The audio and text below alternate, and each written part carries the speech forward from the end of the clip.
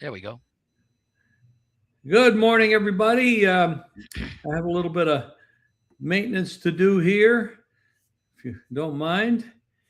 A little bit of maintenance. Let's see.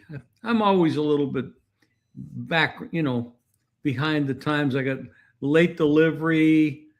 You know, what am I supposed to do here? Okay. Pizza back. There we go. There we go. There we go. And this is Proline TV, of course. Jim Feist, Andy Isco, and man, oh man, do we have some stuff to talk about.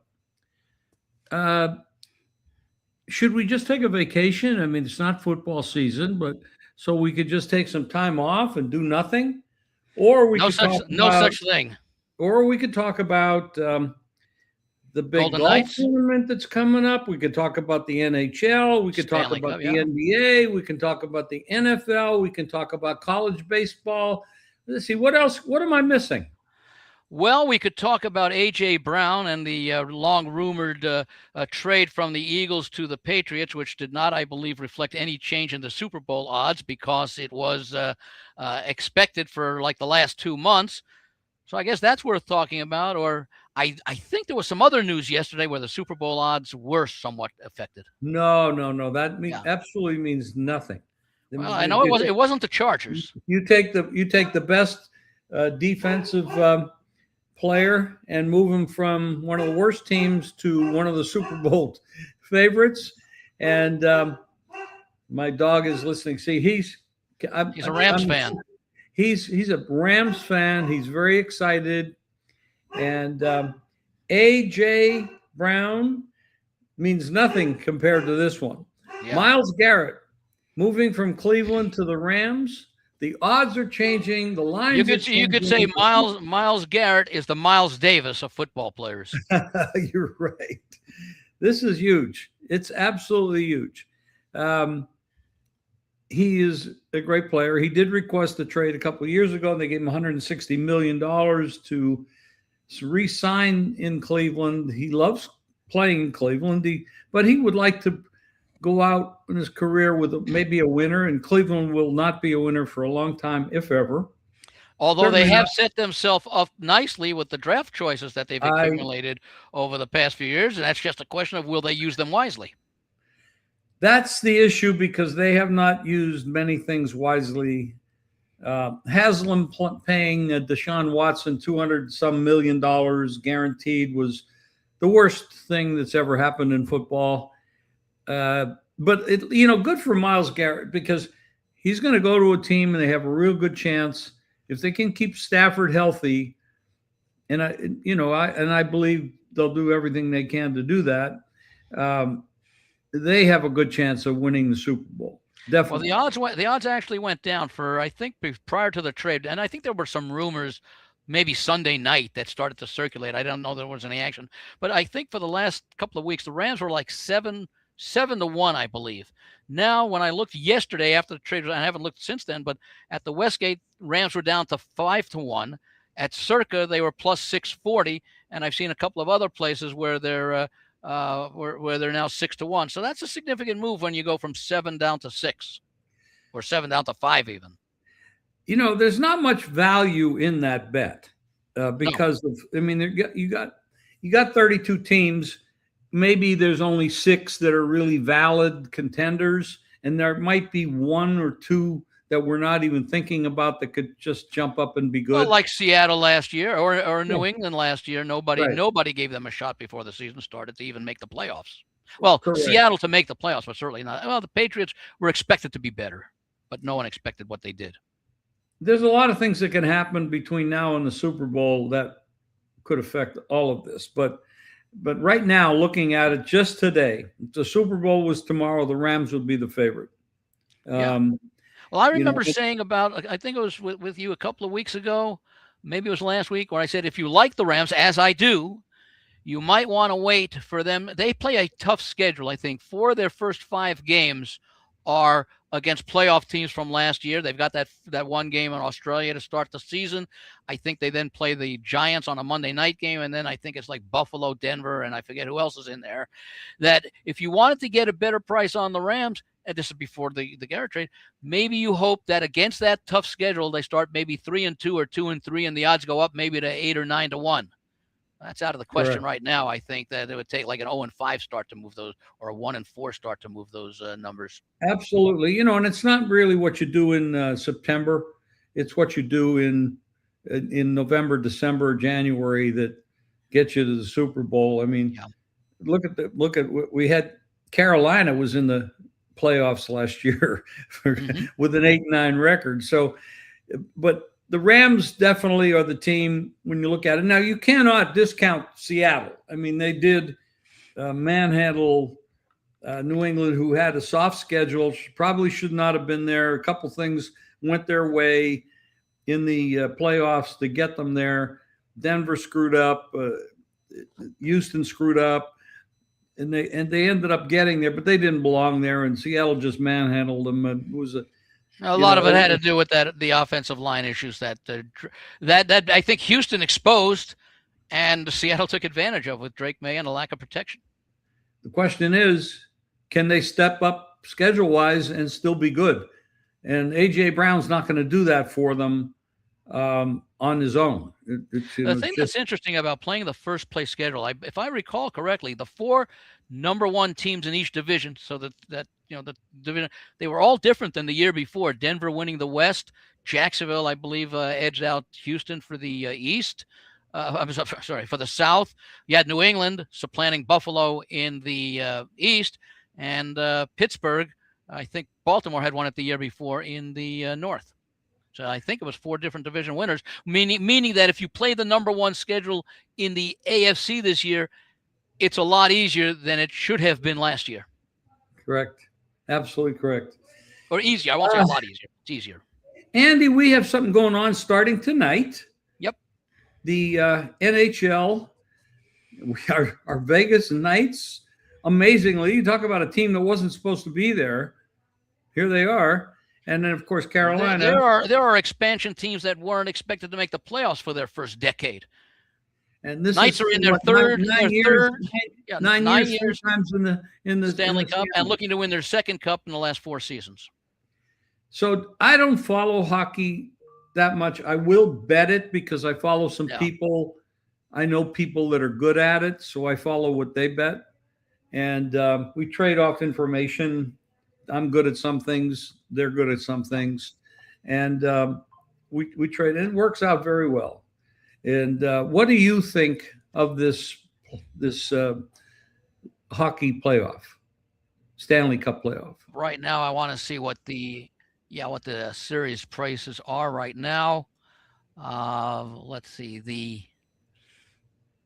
The Hurricanes opened minus $1.50 in a lot of places. They're down to $1.45 to $1.40, and I understand that they had the better regular season record. They had 53 regular season wins. I believe the Golden Knights were one of the few teams, I think it's been like 20 years, to win fewer than 40 regular season games and make it to the Stanley Cup Finals. But they were 39, 26, and 17. Now the 17 is important because that's the points that you get. If you lose in overtime or shootout, you get a point. If you win in overtime or shootout, you get the normal 2 points for a win. So they were not all that fortunate in the overtimes, but they made it through the overtimes often enough that they had enough points because of those 17 overtime loss points that they were able to get into the playoffs. And they had, I think, about, 15, 18 points less than Carolina had I think it was double digits at some point. But Carolina's been absolutely a monster. They had swept their first couple of series, and then they had that long layoff before facing Montreal. If I recall correctly, Montreal got out to, I think it was a 3-0 lead in the first game of that series, and they ended up winning it, and Carolina came back and won the next 4. The Golden Knights, and I didn't expect them to be here. In fact, I thought their ceiling was actually maybe they get out of the second round.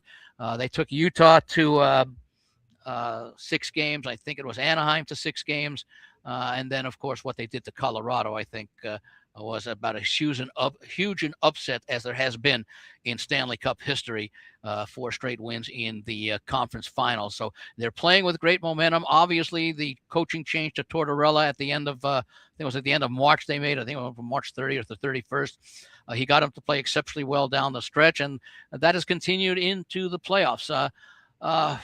Hockey is such a low-scoring game by nature, and both teams have been getting excellent goaltending. The play I made in Game 1 was under the 5.5. Both teams will have had a little bit of rest, not like a week or so, but they'll have had close to it. And I it's kind of like my thoughts in the NBA, which we'll get to next. And that is, I expect with the Golden Knights experience, this is the first time I think that the Hurricanes have been in the final for quite a long time. They certainly haven't won. I think they won the Cup like 20 years ago or something. But the experience, the momentum that they're playing with, well, both teams are playing with momentum. So let's throw that out. But I think the experience that the Golden Knights have, Tortorella, of course, a longtime coach in the NHL who's had success. I think it's a competitive series. So I do believe the Golden Knights have a very good chance of winning, even though they don't have the home ice advantage. We have seen, whereas we haven't seen teams come down from 3-0 in the NBA. We have seen it in the NHL, although it's not that common. It has happened, unlike the NBA. But I just think the price is a little bit too high, considering the way that the Knights have played since the coaching change and throughout the playoffs. It's an interesting analysis, Andy. Appreciate that. So basically, you bet the under in this game, and that's Game 1, 5.5. In Game 1. If let me ask you, let's look at it from a different angle. If there was no money line, if there was no point spread or whatever, which team do you think will win 4 games before they lose? I consider it a toss-up. I think the key may very well come in the first 4 games. If Carolina sweeps the first 2 at home, they only need 2 more out of the next 5. If the Golden Knights are able to come away at least 1-1, I'm not going to say 2-0, but if they can get a split in those first 2 games, they could end up then needing only to win 3 out of the next 5, with 3 of those games at the home, games 3, 4, and a potential game 6. I think it's a toss-up, and I would have made the price probably a little bit more, like minus 135 on Carolina. So they had the regular season, but since Tortorella went much more to Carter Hart and in goal, that's made a huge difference. Okay, so it's a little too much value, a little too high priced on. There may be a little bit overpriced on the favorite, is what you're saying. To me, it is. Yeah, to me, it is. Well, now the thought is, by the way, if you do like the Golden Knights, maybe you go with the home ice in the first game and say, okay, still a 6-game series. If you like the Golden Knights, well, they were expected to lose the first game. They had, I think, the extra rest, so they might be a little bit more rusty. You'll get a better price in for the series in Game 2. I'd rather take them right now because they could win Game 1, in which case that price would go down in Game 2 if they're up 1-0. When you say the line was 150 and it's come down a little bit? Yeah, 150. Let me just see where it is here. I'll throw a couple of books out here in Vegas. Westgate opened 50, Circa opened 50, Nugget opened 45. Westgate's down a nickel to 45. Circa's down a little bit more to 43. Nugget is still at 45. Local place stations opened it at minus 140. They waited a little while, and I'm showing a couple of the offshore places. Let me see. I think this is DraftKings. I don't see their series price. Okay. I see. Bet Phoenix, I guess, is another one. I don't see FanDuel, and they're all that. The other ones that I do see are in that 145 to 148 range.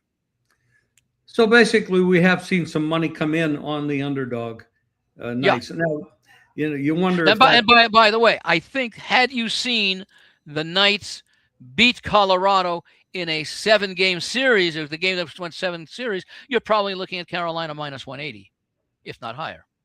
I see. Okay.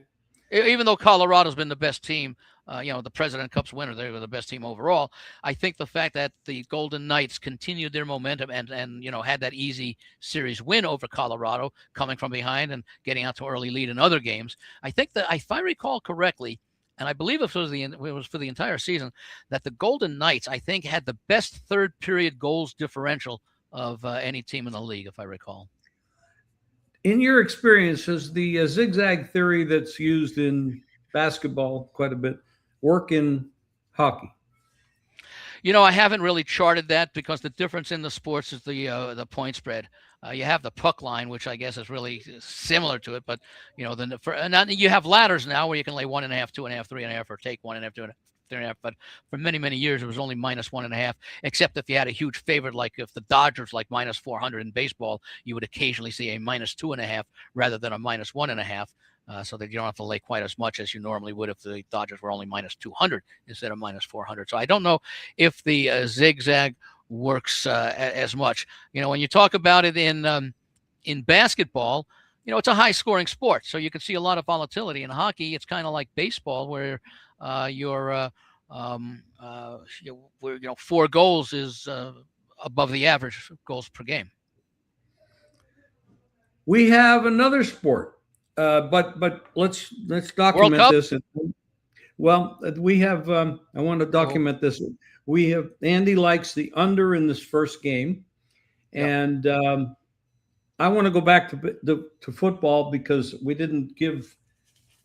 I want to say something on the other side of the sport. We were talking about who's going to the Super Bowl, who's benefiting. I like 4 teams at the moment to go under their season win totals. I think these teams are going to be pretty damn bad. And I think you got to grab them right now if you have outs. And of course, there's a lot of places that have outs now with the legalized gambling, and there's so many states that have FanDuel and DraftKings and others. But the Jets, Miami, Arizona, and Cleveland, to me, look like, you might end up with one of these teams or 2 of them with 2 or 3 wins. But I like them all. Now, do you have numbers on those for what the numbers are, or should I take a look at them? I don't at the moment. I'm sorry about that. No, I'll get them for you and for the listeners. Okay.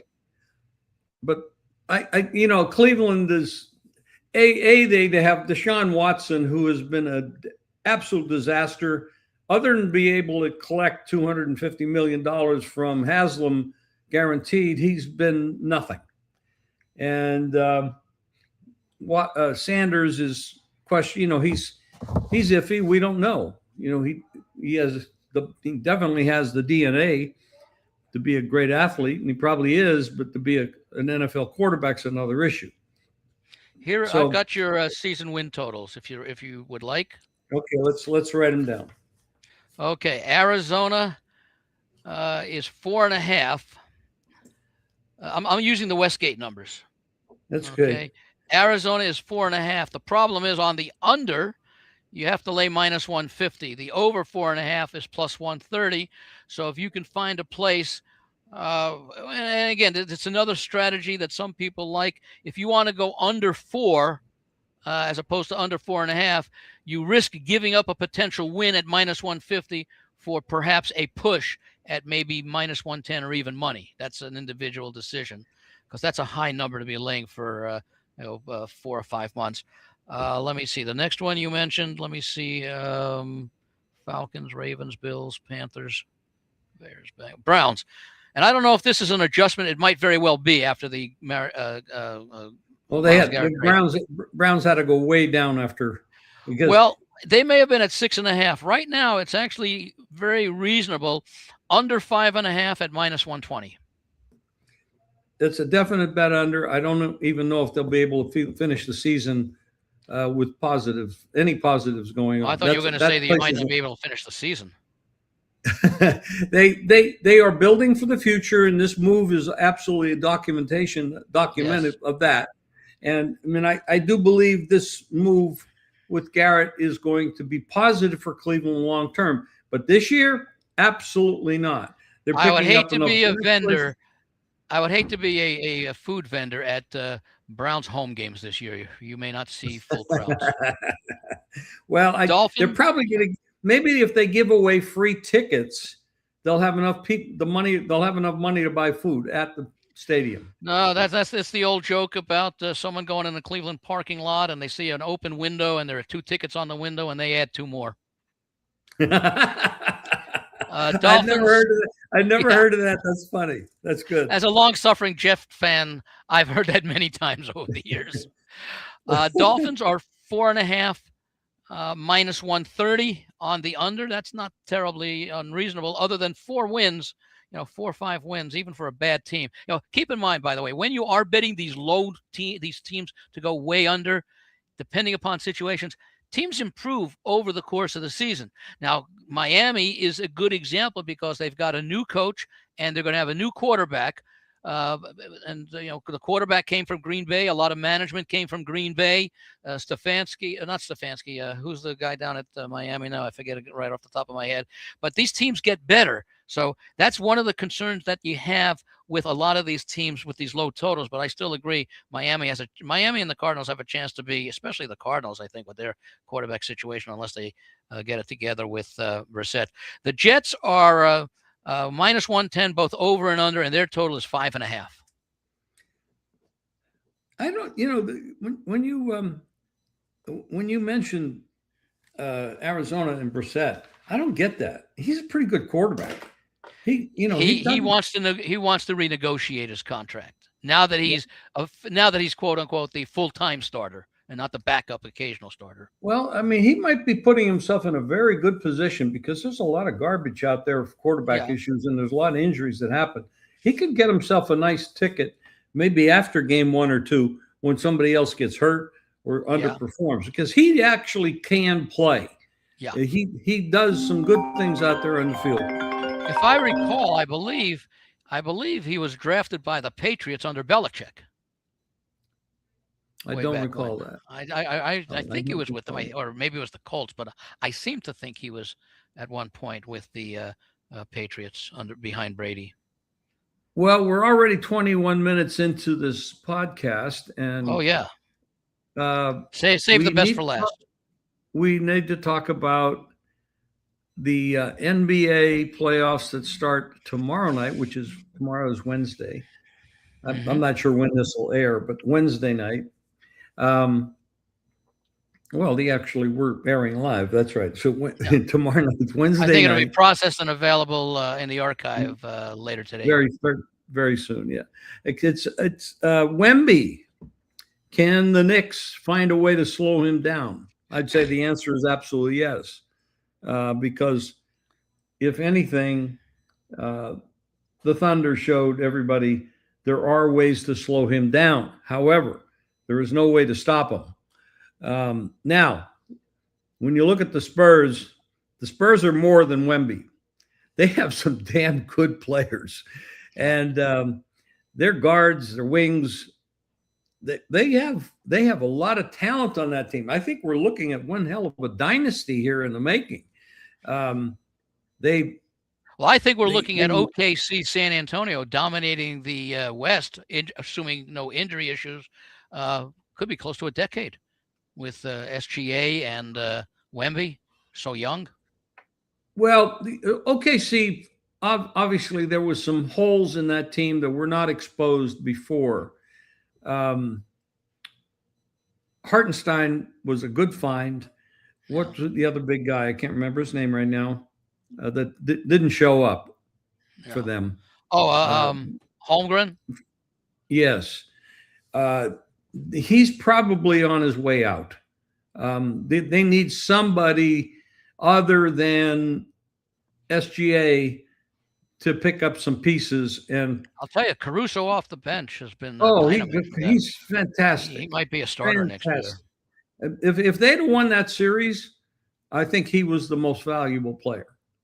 He was awesome player. How long has he been around, and how many teams has he been on? Yeah, I'm not sure. I'd have to take a look on that because he's very talented. But I really, the Spurs are just loaded. They're loaded. The biggest negative with them is that they're young. but they went to OKC and beat them in Game 7. So you really can't put much of a knock on them. The only thing I could ever say about By Wemby the way, is in the regular season, and they didn't meet, the first time they met was the middle of December. In the regular season and the playoffs now, San Antonio won 8 out of 12 games against the Thunder. that's very impressive, and that shows the Thunder that they absolutely have a hole now. Uh, Again, I lost his name. What's his name again? You just mentioned it. Caruso, Holmgren. No, Holmgren. He didn't show up, and that was a big piece that really left them down. And if he would have showed up, it would have been a totally different answer. But in any case, we're moving on to the Knicks. Yep. And the Spurs. First game, 4.5 to 6 in that range. It opened, I think, 4 or 4.5. It got as high as 5, at least for more than a few minutes. It's now down, I believe, to 4.5 almost everywhere. When it first came out, there were 5s, there were 5.5s, and a couple of spots flashed 6s. Okay, I must have missed Didn't those. last very long. You had to be on top of it. I took +6 -118 right away because I happen to believe that the Knicks have a very good chance against this team.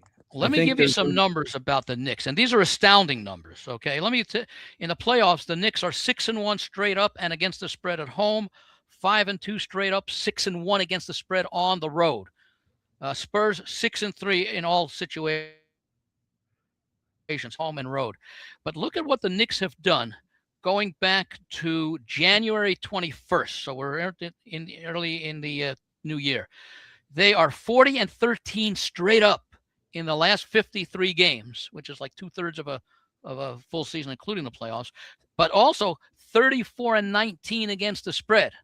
And if you go even further back to, I'm sorry, if you go to March, since March, which is about a month before the end of the season, middle of March, 24-6 straight up, 19-11 against the spread. So the Knicks have played excellent basketball for over 50 games, and more recently in their last 30 games. I mean, that's a team that is, you talked about football. It's not how you play in September and October. It's how you play in November, December, January. Well, this is it's not November, December, January for the Knicks. It's March, April, and May. I totally agree. This is going to be, I think, a very close series. And they took 2 out of 3 from San Antonio in the regular season. But the first one, I think Wemby was out for one, and I think Holmgren may have out for the other. But the more recent meeting was later in the season in March, and the Knicks won that one easily. And I don't know if anybody has clinched like the number 1 or 2 seed already. So it's not like Spurs were playing out this season yet. Now, the knock on the Knicks, and I don't agree with this, is there's no Wemby, there's no SGA. Well, the knock on the Knicks is that Brunson is too small, and you can't win with a really small guard like him. Well, I'm sorry, folks. He's played in this league for a long time, and he has been a star for a long time. And I don't think he gets the credit that he deserves. He's an amazing player. He played at Dallas, and he played with Luka.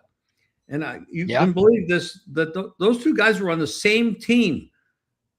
Who the hell decided to get rid of both of them? They're both gone now. One's in New York, one's in LA. I mean, Dallas needs to reset their mindset because that's ridiculous. Brunson is an amazing player. Now, the Spurs have some great guards that can get in his face, slow him down. And Wemby, of course, if he's around the basket, he can, stop penetration to the boards. But they have other players that can step up, and they have physical players that can get in Wemby's face and muscle him like Hartenstein did. Keep in mind, Karl Anthony Towns, center, for the Knicks, he's no short guy. He's 7 foot tall. It's not 7'4", but. At this stage, we talking about 7 foot. He's short. It's a crazy world. I'll tell you what. Although to be fair, how heavy would you think a 7 foot tall guy should be to play in this league? I have no idea. I don't know. I'd probably say 260 or so. He's 248. Let me see what Wemby is he looks weight very wise. thin, but I'm sure he's going to muscle up too. He's only 22 years old. So well, let's see. He's 7'4".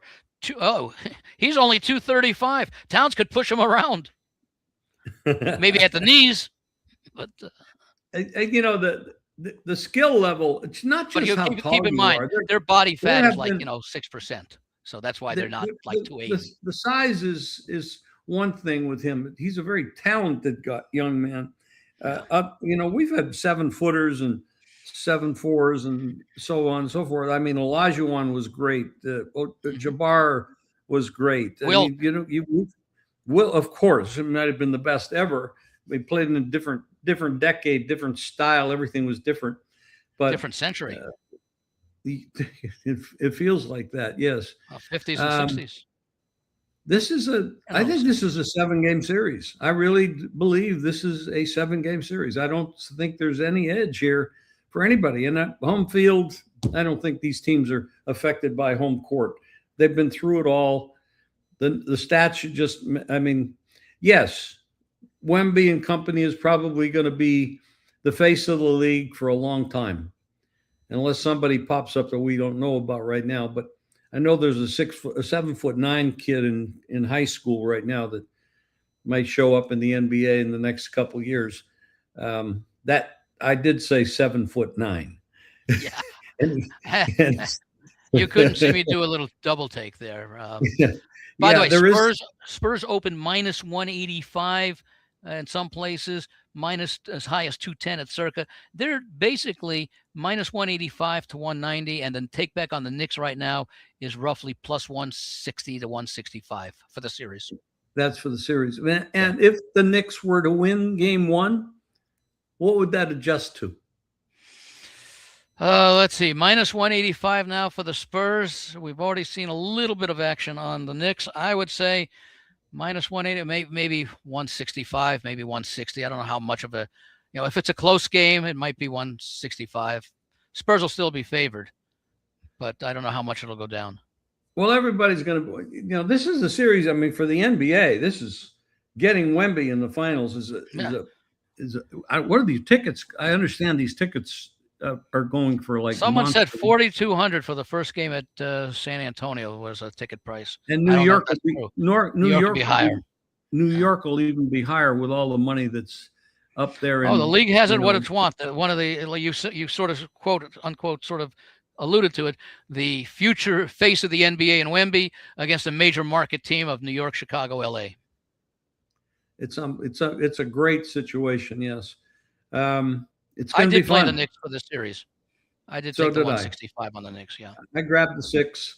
Paid a little extra juice. I laid 118. 6 plus 118 or minus 118. I have not played game 1 yet. I'm looking for hopefully that 4.5 to go back up. It could. I don't know. Well, I think it was wise guys. The sharp guys like you who were able to get it up at that 5.5 and 6. Okay. And then others followed you to move it back down to 4.5. And when the public, which normally doesn't get involved until day game, they may bet that back up to 5 or 5.5. Correct. Is there anything else you want to talk about? I know we have the World Cup. I know we have golf, Memorial, things like this. But is there anything else? I'll throw out a baseball play for tonight. Okay. Even for the folks who are watching us live or watch it in the next couple of hours, we have a rematch of a game from last week with the Phillies and the who is it? The Padres. They played in San Diego last week, I think it was. Let me get the sheet out here. They played in San Diego last week. This is a 3:40 Pacific game. Aaron Nola against Vasquez. And both of them are not in good shape. Nola's been better than he was at the beginning of the season, but he's still been hit hard. Total is 8. I'm going to look for this game to go over the 8. I agree with that, and the juice is saying that as well. And if it's warm weather, of course, that helps with the carry. So, I can't argue with that. Let me see if I can find a baseball play that I like here. I bet so many games I can't even remember Weather what I bet. expected to be 74 degrees with under 10 miles an hour wind. Well, 74 isn't that hot. It's No, not. but it's ideal for this time of the year. It's perfect. It's perfect weather. Like Back east. we're gonna be 100 degrees here today Yeah. in Vegas. But let me see. Uh, hmm. What do I see? Well, I do like Seattle over the Mets, but I don't know who Gilbert is facing. I don't know who's pitching for the Mets in that game. I like Gilbert in that spot, but you're Yeah. Let laying me see if I've 149, got. 150. Yeah, they're still showing undecided, which means they may very well go with with an opener. And yeah, that's what I was thinking. An opener. Um, Pittsburgh, Houston, Chicago, St. Louis. Interesting here. It's a the Yankees have this kid. How do you say his name? Schlittler. I'm going to be say it very slowly. Schlittler. Okay, 252 is the price that I'm looking at. I mean, And Cantillo's not been all that great, but if you play the run line, you get the Yankees to win by 2 or more, minus 120, minus 110 to minus 120. Yeah, but the other pitcher for Cleveland, I mean, Cleveland's not that bad. The pitcher isn't that bad. Cantillo. Yeah, let me see what I have on Cantillo. I would probably say first 5 under. Would that be 3.5? Probably 4.5. Let me see. Oh, it can't be 4.5. You're looking at a 7.5 line. Oh, it was a 7.5. Yeah, it might be. Yeah, it could be. Let me see here. Okay, I'd say first 5 under. Okay, yeah, let me get to that here. First 5, and we'll go sides and totals. It is 4. 4 shaded slightly to the over. First 5. Minus 20 for the first 5. I got to bet Cleveland Yankees first 5 under. That's definite. Definite. Let me see what the run line is for the first 5. Yankees minus 160. Can't do that. I'd go Milwaukee minus 1.5 runs for the game. Okay, Milwaukee minus a run and a half for the game is minus about 15 to 20. Okay. I'm sure what else we got.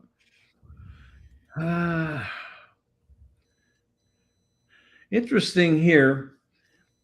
Toronto Guzman plus maybe 110. Gausman is let me see. You said Gausman or Guzman? Gausman. Gausman. There was a Guzman somewhere, Jose Guzman or so. This is Kevin Gausman. Started his career with Baltimore, if I recall correctly. I'm showing plus 108 to plus 110. Okay. He's also going up against a good pitcher in Elder. Yeah, but interesting though, Andy, that the price went from 131 to 114. Yeah, and I'm wondering if that might have been a change in pitchers. I don't believe so. No, I don't see a pitcher change at all. No. I mean that had been reflected. Yeah, no, I'm not seeing that. Yeah. I've seen a lot of moves in the last couple of weeks where it's basically 2/3 to 3/4 of every game that's moved has moved towards the underdog. That's not a bad way to go in baseball. And it's usually been over the 2 hours leading up to first pitch. It's not a bad way to go in baseball. No, I mean, you got to be careful. I mean, these are not big. Some of these games are not big prices, so you can't really worry about the price too much. But I'm seeing and feeling like Texas with Evaldi might be a road dog here that might be a good spot. Now, I'm not saying anything against St. Louis in May, but it also could be a good underplay. Well, let me see what Evaldi has done his last few games. He had been in a nice stretch for 3 games, 7 innings, 8 innings, 7 innings, 0-1 and 0 runs.